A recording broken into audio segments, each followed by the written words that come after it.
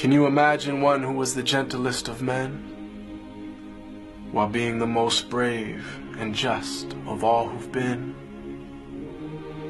One who conquered all desires of self that make men weak,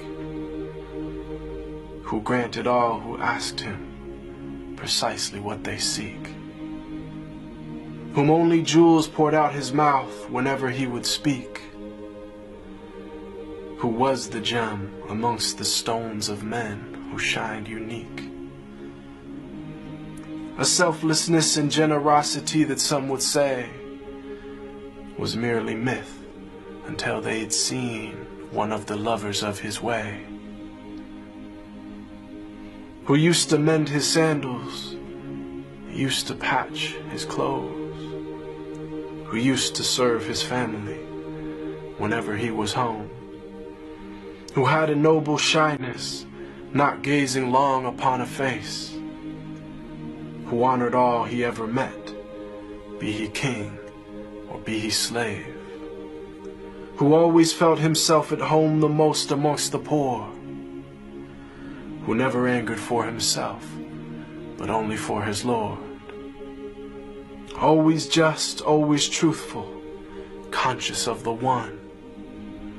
even if it brought discomfort to himself and those he loved. A satiated stomach his whole life was rarely felt, not due to poverty, but preference of others to himself, who knew the time of day by sun, the direction by the stars, who'd walk amongst his enemies without a single guard, devoid of any trace of self, just humble and serene, eloquent but not verbose, just precisely what he means, whom all within his company felt light and sacred cheer, whom there was not a thing within creation that he feared, who loved to play with children and run races with his wives, who joined the festivities and honor customs of all tribes. When people yelled and lost their cool around him, he was calm, who asked forgiveness for his enemies, even as they did him wrong, who kept a goat he'd milk himself for people in his house, whose wives, when asked about him, said he was the perfect spouse, who never looked down on a pauper or flattered once a prince, who called every soul unto the one without even a flinch. Every single gorgeous trait of character he had, of noble lineage, yet he was the orphan of his clan, one imbued with wisdom and piercing inner sight,